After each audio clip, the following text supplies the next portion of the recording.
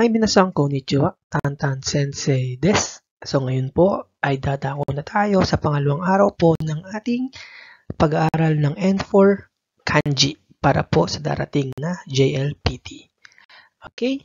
So pero bago po yon, bago natin simulan ng pangalawang araw natin, kailangan muna nating balikan ang pinag-aralan natin nung unang araw. Okay po? So yan po, nakalagay po dyan yung kanji, reading, and meaning. So kailangan nyo pong ilagay kung ano po yung reading niyan and kung ano po yung meaning po niyan. So hindi ko na po siya malalagyan ng oras. I-pause nyo na lang po para po kahit papaano ma-review po kayo sa mga dati pong kanji. Okay po? So i-pause nyo na lang po kung sasagutan nyo po yan.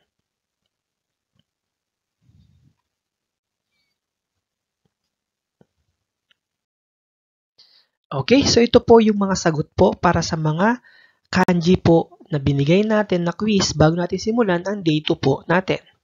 So paki-check po ng mga sagot po ninyo.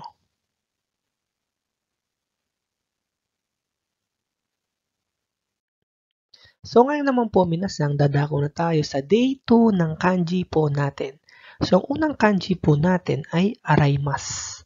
Araimasu na ang ibig sabihin ay to wash. Ulitin ko po, kanji po ang kailangan ninyong tandaan. Pati po yung meaning po niyan. So reibo natin or sample sentence. Watashi wa itsumodori te o aratta. Watashi wa itsumodori te o aratta. I wash my hands as usual. Yun po yan, no? Next po natin, arukimasu. Arukimasu.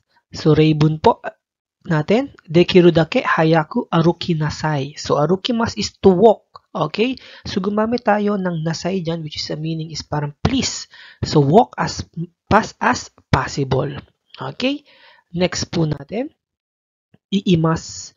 Iimas, ang ibig sabihin po ng iimas ay to tell or to say. So reibo natin, dari ni mo iwanai yo, I won't tell anyone. Iimas.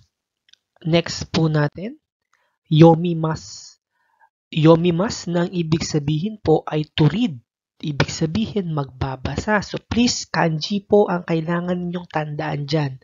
Reibo natin, ototo wa eigo ga yomemasu.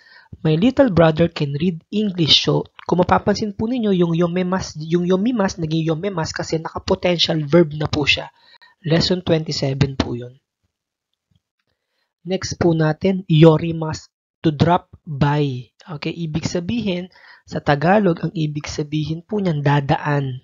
Okay, so supa ni yottekimasu. I am going to drop by the supermarket. Yan, no? Yorimasu. Kanji po, please, pakitandaan ng kanji para sa JLPT po natin. Next po natin, you knew. You knew, ibig sabihin po niyan, import. Kore wa doitsu kara Yunyū shita kuruma desu. This is a car imported from Germany. Yunyū.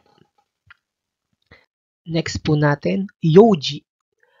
Yoji, ibig sabihin po, something to do. Reibo natin, sono ato, nani ka yoji wa arimasu ka?